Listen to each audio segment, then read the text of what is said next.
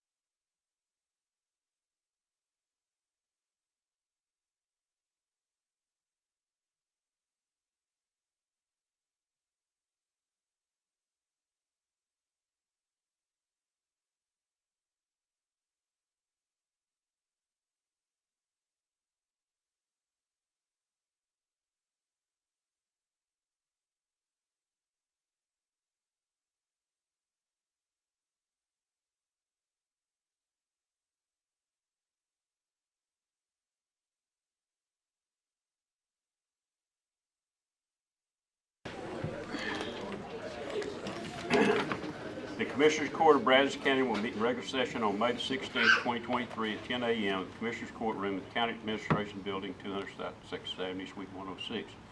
First item on the agenda is invocation pledge of allegiance to the U.S. and Texas flag. Commissioner Watson will lead this. Almighty, we come before you, offering our thanks for bringing us together safely. Sometimes it is easy for us to forget our safe arrival and departure is a grace from you. As we prepare for this meeting, we ask that you be with us. May our thoughts be led by you and our conversations be inspired by you. Help us to seek your will and a good outcome for this meeting. Please grant us wisdom in times of uncertainty and clarity in times of confusion.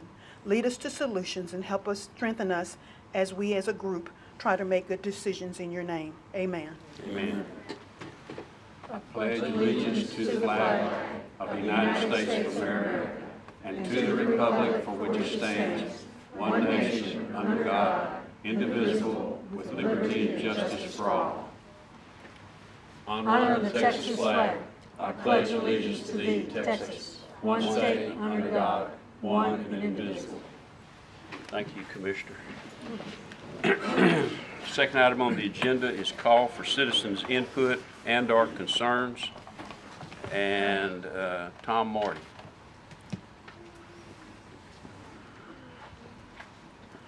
Good morning to all. I'd like to thank you for allowing me to be a part of the committee that researched all the information in reference to the Veterans Court. I was honored to serve with General Nettles on that committee, and I believe we're about to give you an excellent report which proves that this county can and should sustain a Veterans Court. And with that, again, my thanks, and hope we can move forward with this project. Thank you, sir. Thanks All for right. your service Thank on you. that committee. Thank you. Brian Cahill.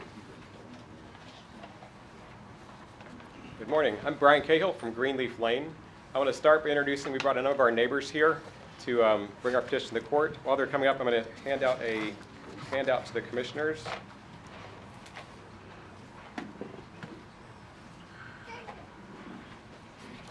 My name is Amy Cahill. I'm here with my 9 children, Lance, Ivy, Flora, Thank you, Eden, Brian. Iris, Sky, Garrison, Ryder, and Ace. Thank you. Thank you. My name is Joe Hameter. I'm here with my son Liam and my mother, Charlotte Hameter.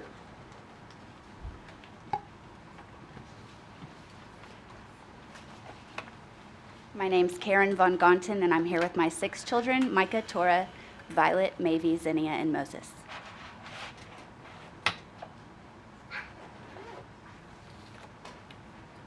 Hello, my name is Josh Brown. I'm here with my wife Jessica and my children Alexia and Gideon.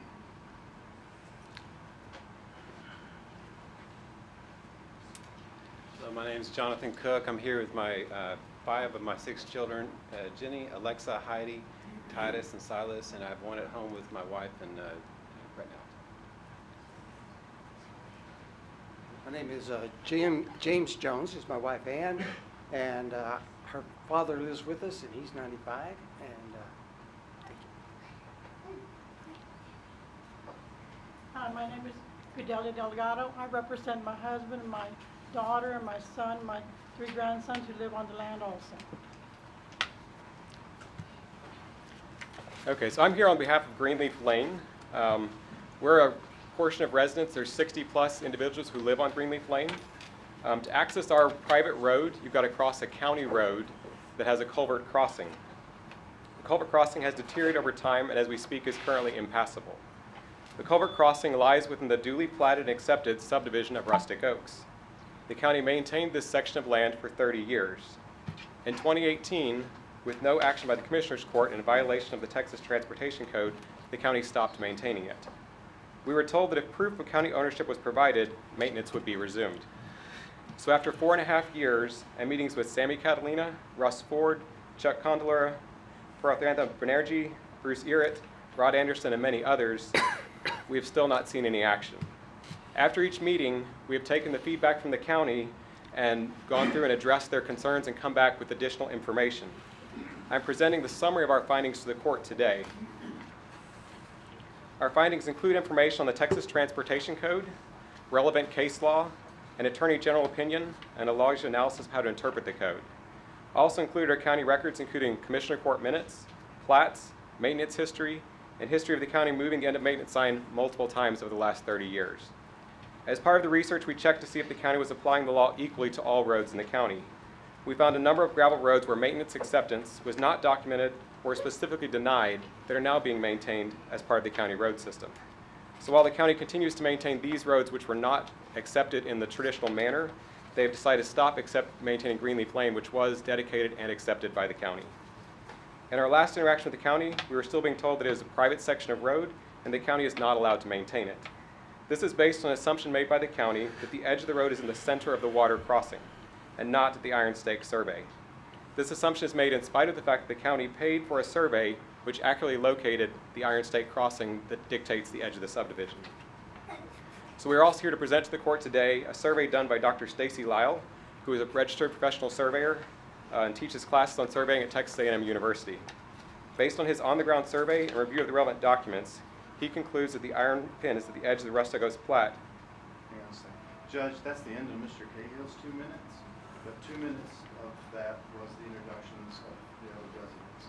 If you wish me to give them the extra 2 minutes, Yeah, those just, unusual circumstances, you got 2 minutes left. Thank you. So based on Dr. Lyle's survey on the ground and his review of Commissioner Court minutes, plats, and deed records, his opinion is that the Iron Stake is the edge of the subdivision, that the entire culvert crossing was dedicated as part of the subdivision and as part of the county road system. As we currently stand, we have 60+ residents who do not have access to their homes due to the county's lack of maintenance. We request the county immediately resume maintenance on Greenleaf Lane as dedicated and accepted by Texas law. Thank you. all right. Thank you, Brian. Thank y'all for coming in and bringing us the information. We'll take a look. Russ Ford.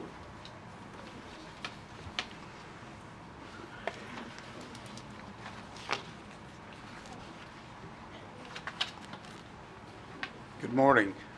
Thank you, Judge and Commissioners, for allowing me to speak this morning. I've got 3 topics, so I'll go really quick. The first one is a specific thank you to the Commissioners Court and to the committee that's reviewed this Veterans Court situation for us. Hope we have a positive outcome. I know we've been working on that thing for more than 2 years, and I think it's something that we really need to do for the county, so I want to speak on behalf of that first. Secondly, I know we've got a personnel issue with our Veterans Director here for the county, and I have no clue what has caused the situation to happen, and certainly I realize that you can't discuss that and would not discuss that. However, I'd just like to say I understand that Pat Patterson has done a wonderful job on behalf of our veterans for the county, and hopefully you can treat him fairly as that continues to progress. The last thing is just informational on behalf of the Greenleaf Drive group. They are correct that Commissioner Catalina was working on that prior to his passing, and they have convinced me throughout this process that the culvert is actually in the county right away. I'm not saying that I'm correct about that. We've got a legal opinion as a Commissioner's Court that it wasn't, but hopefully this new information would resolve that. What I will tell you is that we've got 60 residents that live in an area that when we get even a moderate rainfall like we've had recently, they cannot get into their homes or get out of their homes. There are some elderly people and some very young people that live in that area, and my fear when I was commissioner and still have today is that they would have a medical emergency in that area that people, emergency services could not get into them at all. So my question is, if the court remembers, and I know we've got 2 new members that weren't a part of it, when we had the ARP money that we were considering, they did make a valid request to us that we take some ARP money and give them a grant to solve that situation out there. That initially was in our budget to do, and then it went away later on in the process. So what I'm saying is these people have done their due diligence. They've really tried to do this the right way. If you'll remember, the county engineer came to us and said, even though they were the only subdivision, if you will, that had applied for relief under the ARP money, that she still recommended that there were other subdivisions in the county with similar problems, that we not do this for them. So what I'm saying is, anything that you can do to help these people, take it away from just the legality and just where the survey mark is, and look at the 60 families out there and realize that if we lost one person because we couldn't get to them during a storm, that is a huge loss. It's more than the money. So would ask again that the Commissioners Court look at this hard, work with them. Instead of it being adversarial, let's look for a way that we could resolve the issue. Thank you. Okay. Thank you. That's all we had in number 2 to speak. Number 3 is presentation and discussion of the Brazos County Veterans Treatment Court and Mental Health Court Committee reports by General Bentley Nettles. General, come up. Good morning. Good morning. Thank you for Judge Peters first for appointing me to handle this committee, although there were times I really wondered if that was a blessing. Trying to herd all these wonderful individuals that ended up on the committee. I would ask that the committee members, if they're here, if they could stand up and be recognized. They did a tremendous job for us. Thank you all.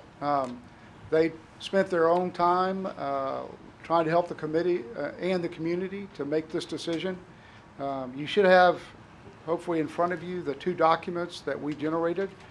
The process by which we got there, we came up with a collaborative statement of the problem, and then I shared some resources with the committee members, and they went out and got their own. They worked hard, not only mostly during their off time, because obviously a lot of them are volunteers. Some of them did work for the county, but they had their own county jobs to continue to do. So they went out and found resources. I asked them specifically to look at 3 counties, one Montgomery County, Bell County, and Hayes County. Now they could look at others, but those were the 3 that I thought most looked like our county. Hayes County specifically, it's about the same size. It has a university, clearly not as good as ours, but they do have a university, so they have those challenges within their county. And all 3 of those counties have both a veterans treatment court and a mental health treatment court. So that process, we shared the resources, came up with the common comparisons with those 3 counties. The findings, I asked them, and you'll see in there, they came up with both positives for adopting this and negatives or cons. I think you'll find that the positives outweighed the negatives, and so the committee, that's the presentation of the findings, and the recommendation, although was not a unanimous decision, it was a consensus, and I would expect that. One of the reasons we did not have group meetings, instead I communicated with them online. I wanted them to develop their own decision and bring from their perspective, because we put a lot of different people and a lot of different professionals on this committee. I want to hear from them, not just a recitation of what my opinion is. So they did come forward with the recommendation that the county adopt a veterans treatment court and that the county adopt a mental health treatment court. Now, in our recommendation, we make the recommendation that a docket is adopted. I spoke to the district attorney, the county attorney's representative, and the administrative judge, Judge Hawthorne, about implementing those recommendations. All of them had concerns about how that would be done. That did not, in my opinion, affect whether or not, did not affect our recommendation, but simply how the county would go about implementing that.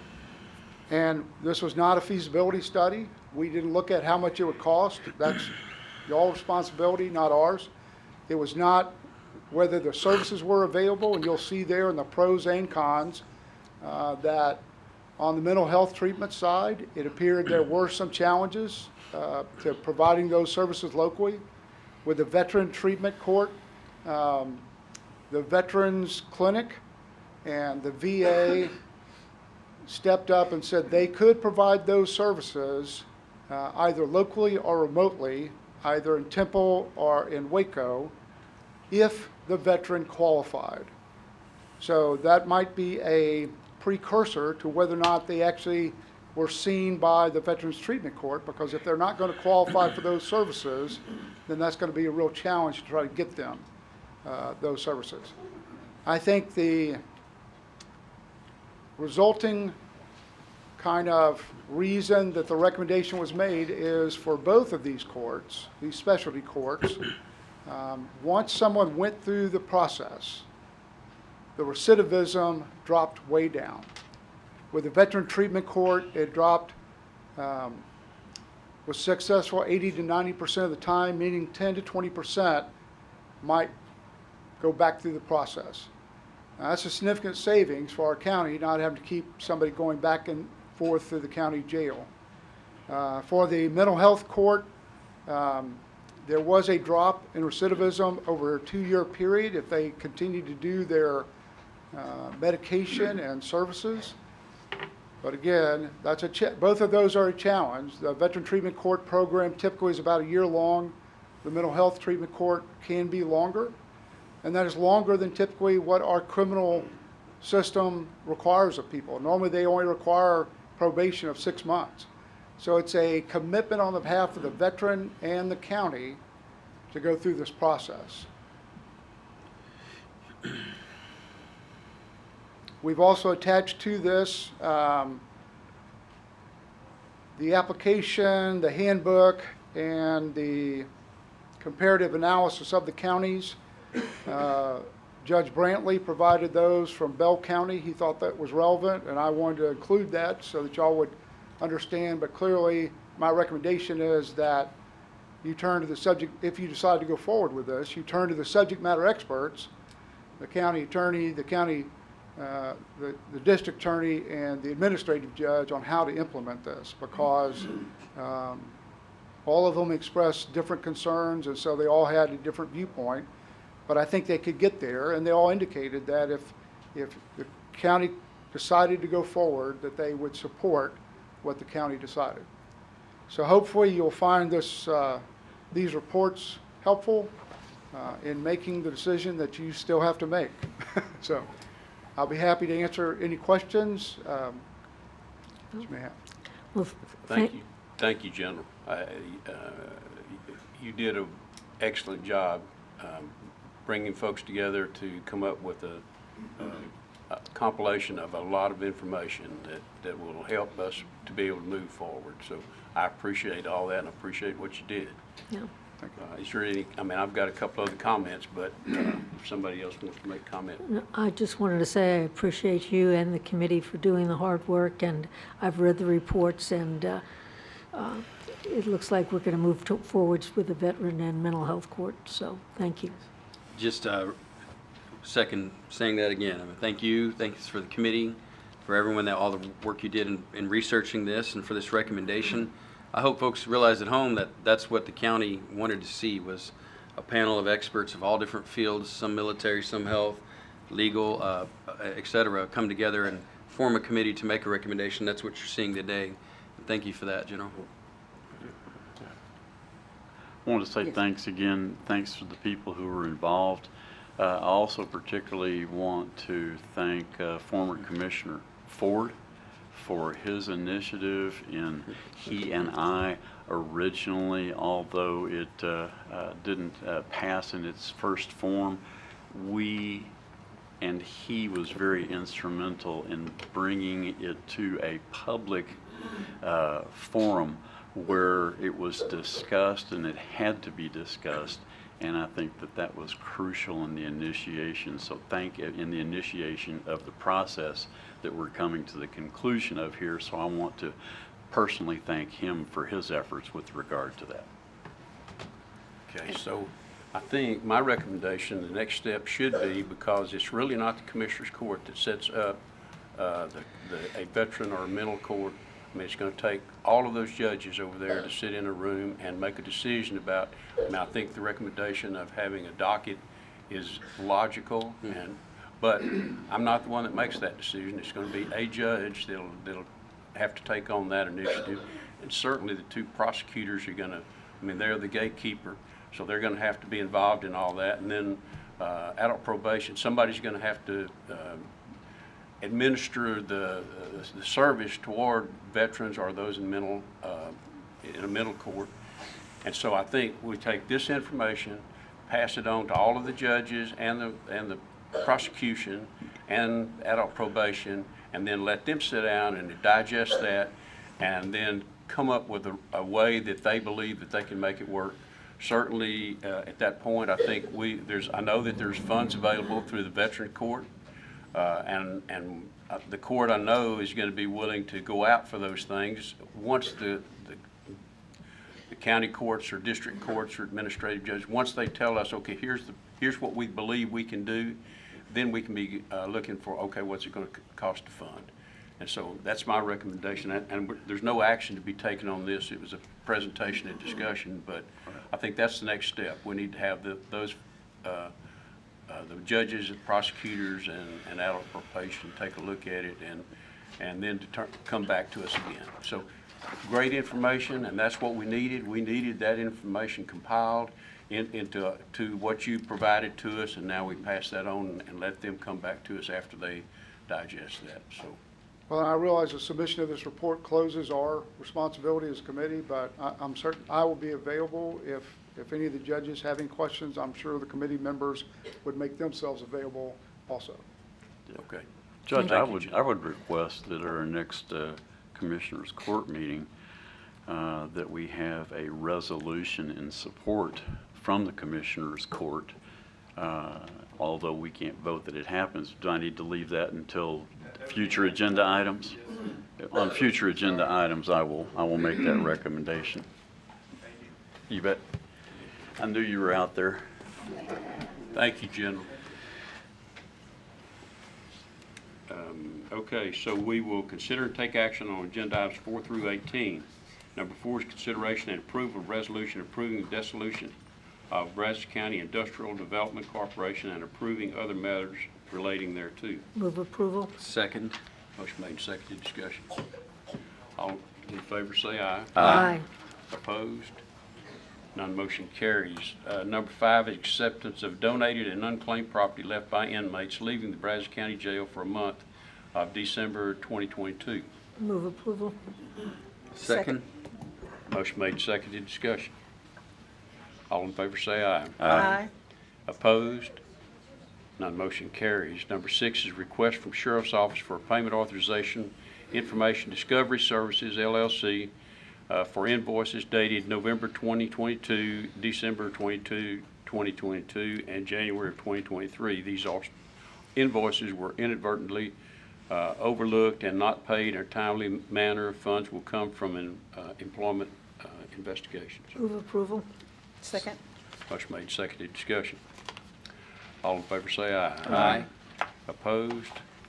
None motion carries. Number 7 is approval of a certificate of order and order approving the issuance of a tax-exempt note by Oglesby Cultural Facilities Corporation for the Heart of Texas Goodwill Industries and providing an effective date. Move approval. Second. Motion made, seconded. Discussion. Just curiosity, will this make their improvements tax exempt as far as property valuations, or are they a 501c3 that already qualifies for that? Yes. I couldn't discern from reading the material. Okay, so we probably should have had our bond counsel come in, but yes, they are currently I'm not sure whether it's 501c3 or which one of the 501s. It is a nonprofit. They are currently have an exemption through earlier. It was is this Goodwill? Let me make sure I got the right one I'm thinking about. Yeah, I was just curious if I didn't know the status of whether they were exempt or not exempt, and They're- just wanted to know. They're exempt, and that's part of what we're doing is confirming that for the funding they're going to seek from a third party that we will not be responsible for. We're just confirming their presence in our community, basically. Yeah, that's right. This was a different one than I was thinking about. Yeah, but you're right. Okay, Yeah. thank you. We got a motion and a second? All in favor say aye. Aye. Opposed? None motion carries. Number 8 is selection of public members and alternatives to serve the Brazos County Salary Grievance Committee for calendar year 2023 pursuant to Section 152.015 of the Texas Local Government Code. And I think is that the one we have to draw on? Okay. How many? All of them. Okay. Margaret Claire Flynn.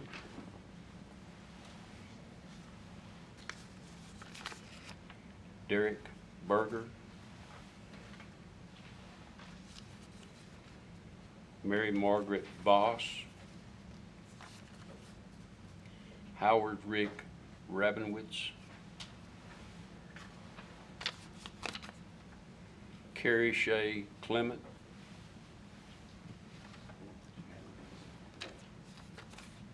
Beverly Ann Brown. Brenda Rochelle Benson.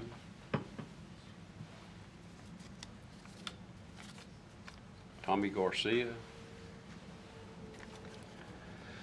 Jackie Park.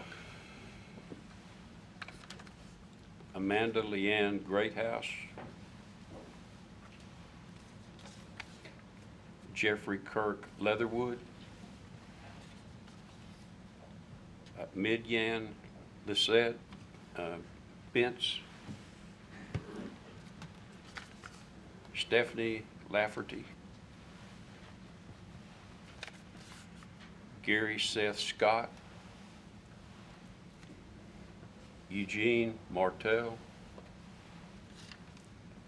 Adam Andrew Zarkoza. Jason John Hooper. Michelle Christine Prince. David Joseph Tetton. Kathy Riggs. Cheryl Patrice Pogue.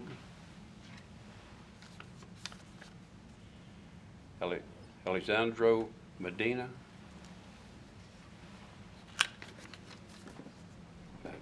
Teresetta Mato Fernando. Sandra Lee Baxter.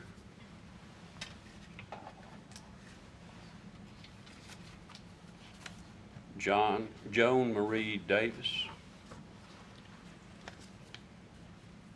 Charlotta Zapata. Aaron Walker Collins. Maria Jose Vasquez. Ronald W. Edwards. Sheila Renee Fields. Jason R. Plattenberger. Kaylee Lane Bredmeyer.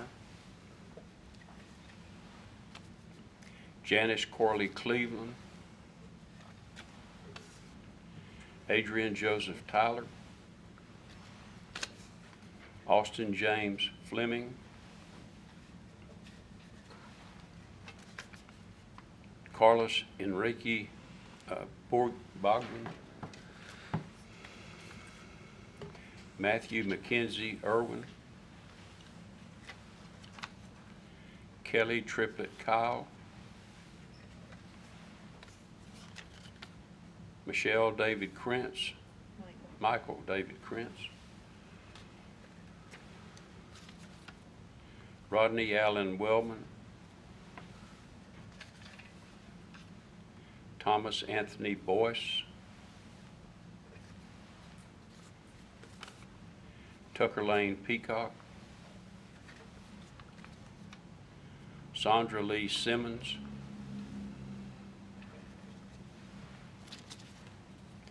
Robin S. Woods,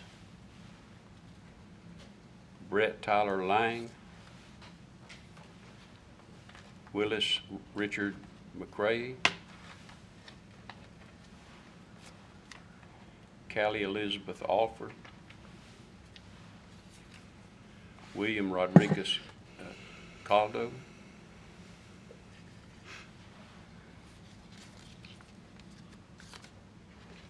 Richard Owen Avery, Angel B.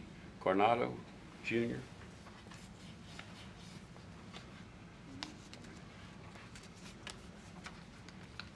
Gavin Mitchell Grant,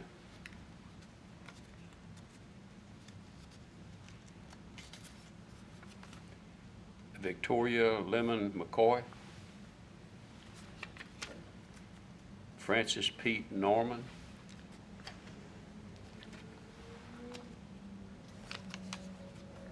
Elizabeth Ellen Durmeyer,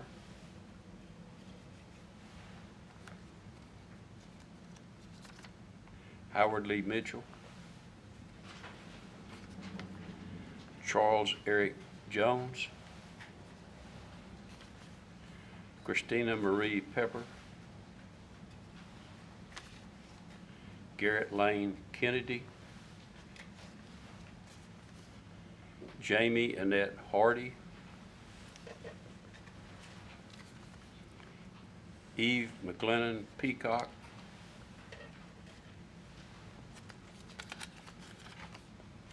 Renee Patrice Benson,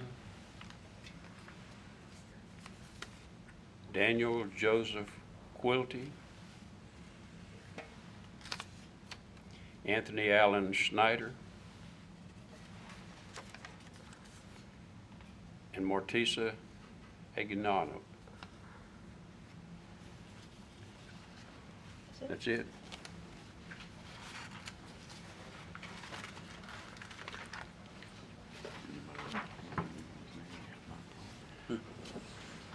Okay, so we have selected that salary grievance potential committee. We'll need a, did we get a motion? To approve those names? So moved. Second. Motion made, seconded to approve those names as they were pulled. All in favor say aye. Aye. A question on that. We'll contact all of those people, finding which ones will be willing to serve, and then selecting, is it 9 people? I believe 9's correct. I believe, and then some alternates. Yeah. Thank you. All in favor say aye. Aye. Opposed? None motion carries. Number 9 is a request from Information Technology for the following personnel changes with effective date May 27, 2023. Requested changes will have a prorated decrease to Information Technology's FY 2023 budget in the amount of $36. Move approval A through C. Second. Motion made, seconded, discussion. I just, a curiosity is with the decreases, are we going to be able to find and attract the right people for those positions? Do you have any concerns relative to that, or do we need to be thinking about that relative to our upcoming budget? I'm Eric Caldwell, Chief Information Officer for Brazos County. No, sir, the 2 positions that are being decreased in steps, those are already filled, and they are being paid at step 2. I'm decreasing it down to step 3 to give me one more step to play with that they should merit it. So I'm not concerned about refilling those positions. My intention was to make the systems analyst position more attractive. It was created with this budget, so it has been advertised and vacant since October 1. Okay. And I'm hoping that by increasing the pay a little bit, I can get finally a qualified candidate, or a qualified candidate to actually apply. Okay. Thank you, Eric. Thank you, Eric. All in favor say aye. Aye. Opposed? None motion carries. Number 10 is a discussion of population of cost of living COLA for the fiscal year 2023-24, but I think we want to postpone that to a future meeting. Is that correct? So if I could get it. So move to table. Second. Yeah, second. Okay, motion been made to, and seconded to table. Further discussion? All in favor say aye. Aye. Opposed?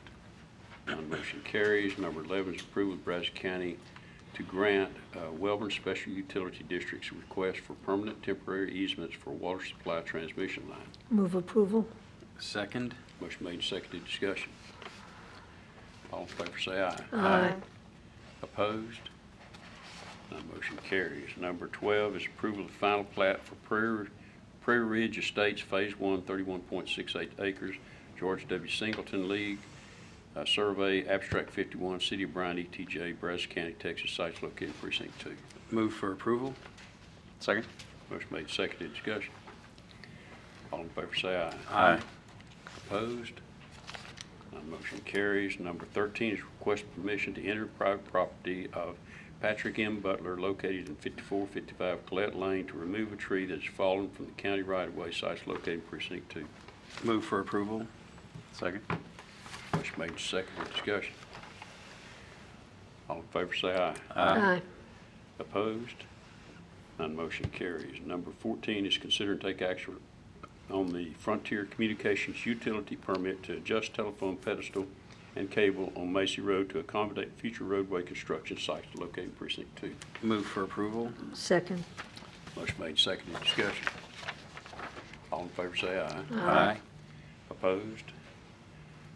None motion carries. Number 15 is approval of final plat for Aggieland Business Park Phase 3D, Block 7, Lot 50R, 3.096 acres, being a minor replat of Block 7, Lots 50 and 51, J.H. Jones Survey, A26, City of College Station, ETJ, Brazos County, Texas, sites located in precinct 4. Move for approval. Second. Motion made, seconded, discussion. All in favor say aye. Aye. Opposed? None motion carries. Number 16 is budget amendments. Budget amendments FY 22-23 budget amendments 32.01 through 32.05. Move approval. Second. Motion made, seconded, discussion. All in favor say aye. Aye. Opposed? None motion carries. Number 17 is personnel change status. Move approval A and B. Second. Motion made and seconded. And we had a few that wanted to speak. Let me pull those out.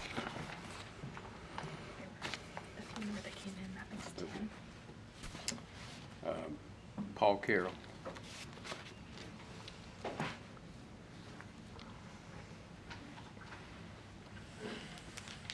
Thank you, Judge. My name is Paul Carroll, pilot in the Air Force, 32 years, Air Force and Guard, with almost 2 years in Vietnam, Southeast Asia area, and Vietnam most of that time. I learned yesterday that Pat Patterson was about to lose his position as the Brazos County Service Officer. I don't know if he has had his day in court yet to explain in an executive session or other forum his side of the story. I would respectfully hope that he would be allowed to do this before a vote is taken regarding his employment status.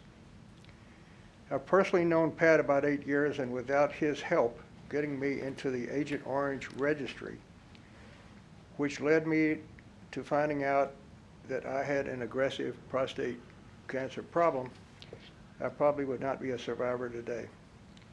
Last night I talked to another friend of mine. His name is Bill Yonkin. I think most people know him.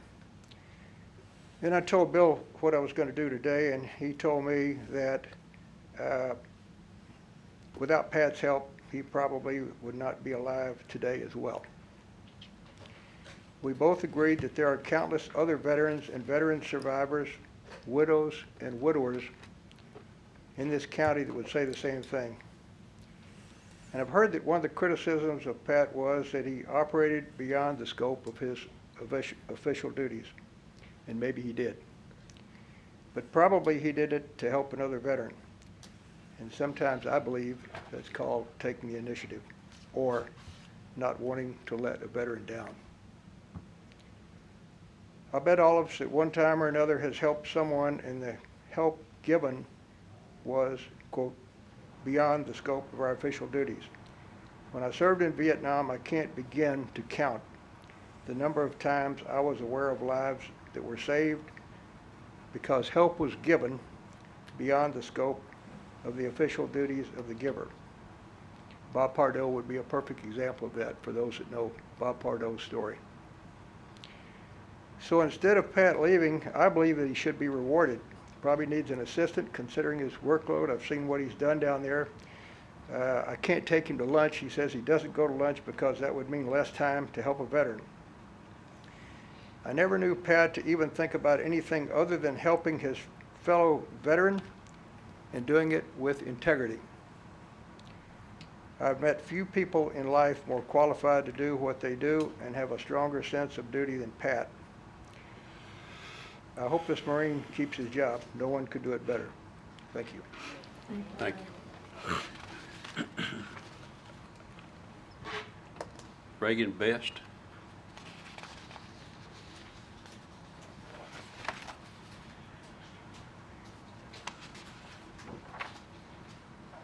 Good morning, ladies and gentlemen. My name is Reagan Best. I'm a United States Marine Corps veteran. Mr. Patterson has been my commission officer since 2020.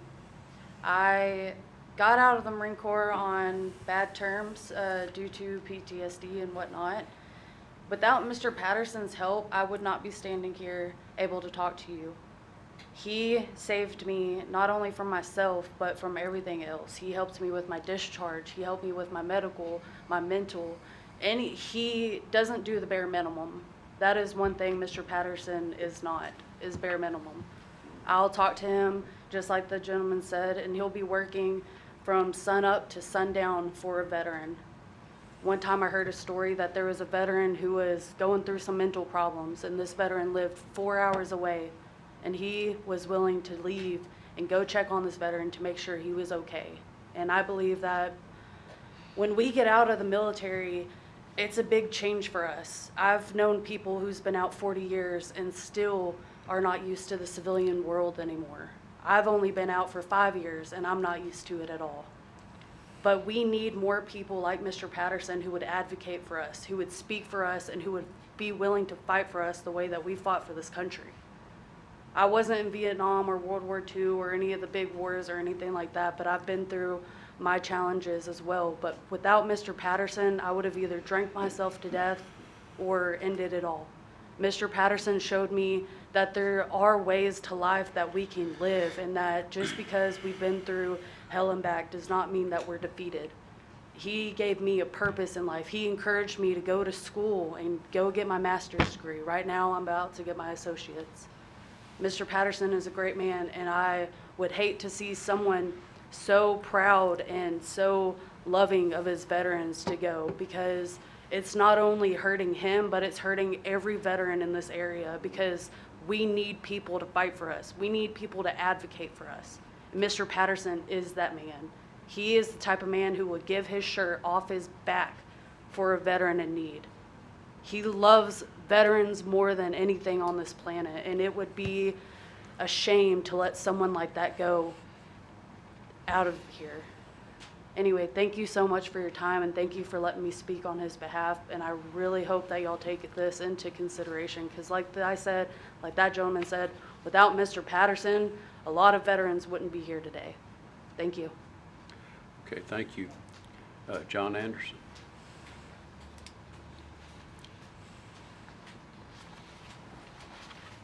So I should go ahead and wear this down. I do what I'm told. Oh, you look good in it. Good morning. I'm John E. Anderson, class of 22 at A&M, Vietnam veteran from May of '69 to May 5th of 1970. As our 41st president said, public service is a noble calling, and we should all be public servants when called upon. An important attribute is to have a passion for that which you do, especially when given the opportunity to help those in need of assistance.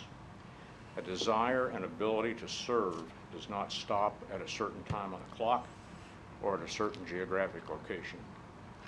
military aviators, of which I am a proud one, push the envelope is the term, when necessary to help those in difficult situations, as do all military personnel, and hopefully all public servants and all of us. Pat Patterson is a dedicated public servant with a heart and passion for supporting veterans whenever needed. He is a tremendous asset to this community and should be allowed to present his case and retained. Thank you.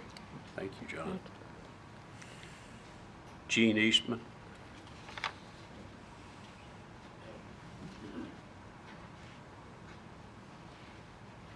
Good morning, Judge, Commissioners. I again have rised for defense of Pat Patterson. I've known him briefly. I'm a member of MOAA, as most of us are. He's an outspoken advocate for our veterans. I received a call from Pat yesterday, and he simply asked, and I humbly asked this court, did you give him the opportunity to present his views on this case prior to voting on his dismissal? I'll defer the rest of my character comments to those who've spoken before me and after. Thank you. Thank you. Okay. Thank you. Jerry Smith.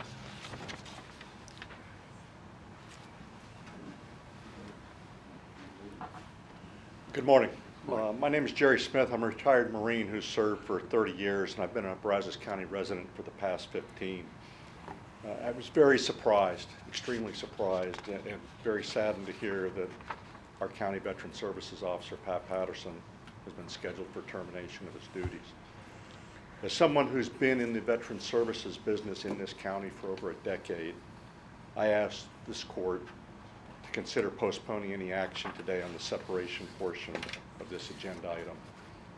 The intent of the postponement would be allow for an open executive session that allow Pat to address the commissioners and provide a little more information about his duties, but also allow for a greater number of his clients, the veterans who reside in this county, to provide input on a greater scale than what you've already heard here today about the exceptional impact, life-changing impact that he creates every day. I freely admit that I do not know the details surrounding this proposed termination. However, what I do know is that Pat Patterson is one of the hardest working and most dedicated county VSOs that I have ever seen or even heard of. I've been across this great state a lot in veteran services business. People don't compare to him. In the past 5 years, he has earned the immense trust and thanks of hundreds, if not thousands, of people, our county residents, stories like you hear here this morning. Because of him, he's made our county more veteran friendly through that selfless 24/7 service. Veterans move here because of the veteran-friendly atmosphere that this county has, and Pat's a great part of that, along with so many other folks. While his termination may be warranted, I believe that before this action is taken, there must be an opportunity to hear all sides, to allow for greater input and discussion so we can accurately assess what this action may mean for all the veterans and their families who reside in this great county.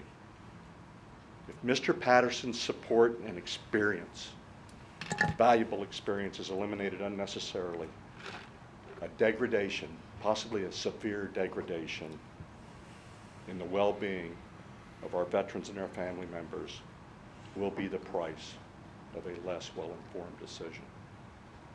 Thank you for your careful consideration of this matter. I trust in your judgment. Okay, thank you. Russ Ford. Russ still here?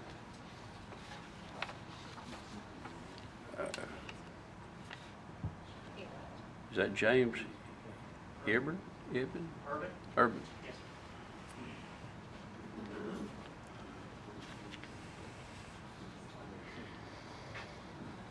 Thank you for giving me a moment to speak. My name is James Urban. I'm an Air Force veteran and a retired deputy constable.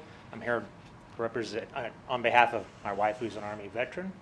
and my father-in-law, who's an Air Force veteran, who all have used Mr. Patterson's services. I can't even come close to what some of these gentlemen and ladies said before me, but I will say this, and I do want to submit 2 letters, one from my mother-in-law who couldn't make it today because my father-in-law is very disabled and couldn't be here. The only thing I want to add to everything that's been said is that we were in a meeting with Mr. Patterson one day and we ran over time and there was another veteran waiting. And I said, well, we need to wrap it up, but, we can. He goes, no, the most important veteran to me is the one sitting in my office. And he says that probably to every veteran out there. And so, like the other folks before me said, we don't know what has transpired. I know sometimes he can be gruff. I'm an Air Force guy. If I can handle it, then anybody can handle it. Right, Marines? Right? So with that said, I just really hope you will let him at least give his side of the story. So I appreciate your time. Okay, thank you. If I could. Ramona Embry. Thank you, ladies and gentlemen. I'm not used to getting up in front of a bunch of people, but I would like to reiterate what these heroes have said about Pat. He's there 14, 16-hour days.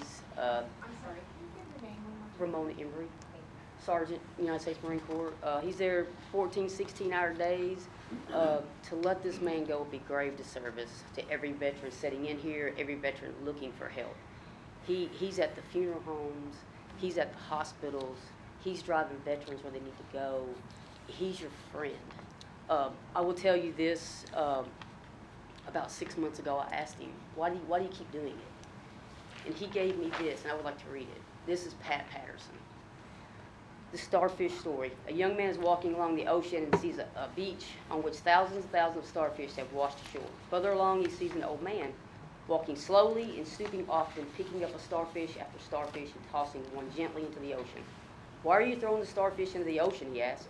Because the sun is up and the tide is going out, and if I don't throw them further, they will die. But old man, do you realize there are miles and miles of beach and starfish along the way? You can't possibly save them all. You can't even save 1/10 of them. In fact, even if you work all day, your efforts won't make any difference. The old man listened calmly and bent down to pick up another starfish and threw it into the sea. It made a difference to that one. And that's what Pat Patterson does. He makes a difference every day. So I ask that you guys please reconsider this firing. Thank you. Simple bye. Thank you. Ethel Janisley. Hi, I'm Ethel Janowski. I don't get up to people. Pat has been amazing to me and my husband. My husband died 4 months ago. So I'm a widow now. But Pat was right there for me. He came to the hospital. He hugged me. He said, anything I can do, I'll be there for you. He filled out all the paperwork. He was right there for me every minute.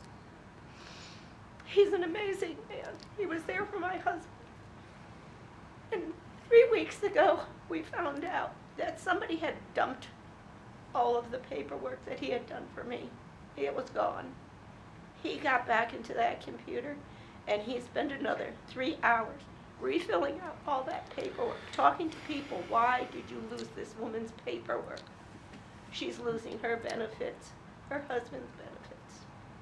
You need to work harder not to lose the benefits of these veterans and their families. He is an absolute amazing man. He puts his whole heart into everything.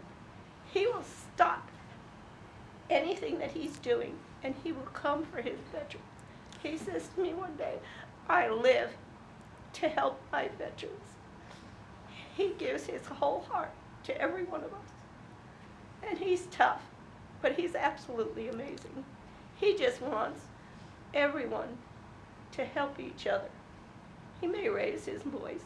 He may get a little tough, but that's who he is, because he loves his veterans. He doesn't want any of us to be left out. He doesn't want anyone, any little child, any grandchild, any wife. He's always there for us. Please don't send him away. He's the only one we have that we can count on in our lives, in our families. Please seriously think of this. There is nobody that can fill his shoes. There is no one that is out there that can ever step into his place and do the job that he is doing for us. And I may wait another 3 months before my paperwork is done. But because Pat's there, I know he will get the job done, not just for me, but for all of our veterans here. And he will go as far as he has to go to step up to make sure our veterans are taken care of. So please, think seriously about your decisions. Thank you. Okay, thank you. I think that was the last one to speak. And Hello, I'm Leslie Chance. I'm a Marine veteran also. I got out in 1999 and moved to Brazos County in 2004 and went through a couple of the doctors that were at the VA clinic at the time, and there at the clinic they offer the veteran representative. And the person that was there at the time wasn't interested in helping veterans. He was sending more people out the door than he was keeping and filling out the proper paperwork. So that was in 2004. Again, I went back to the clinic. Even though I had insurance, I worked for TDCJ at the time. For service-connected issues, I went back into the VA clinic around 2008 and asked to see the veteran representative at that time. That person said, well, you probably don't qualify, you don't do this, you don't do that. There was no help there. So in 2012, I had heard Pat Patterson was down here in the administration building, so I came to see him. And we got the ball rolling. Anyway, I have PTSD from stuff in the Marine Corps, and he helped me get that, but it was a two-year waiting period from the time we filed to following up with the proper documentation. And Pat was there with me, followed me up with proper documentation, getting everything I needed in order to get it lined out. And then, because the VA drags their feet, we needed to increase my disability because they weren't getting the full realm. Anyway, Pat Patterson went above and beyond and out of his scope of duties, like everyone has said here today. We just ask that you give him an open executive committee meeting so that he gets his say as to why or whatever may have transpired between him and whoever it is that is causing this today. Also, wanted to share with you that I heard a story that he helped a POW. You know, the older generation doesn't like to seek help. And some of these gentlemen and women, very few women, but some of these people need the VA's assistance as far as nursing homes, medical attention, burial services. And he's gone above and beyond to help these people, especially with the POW. He helped file the paperwork, got him the assistance he needed to go into a nursing home.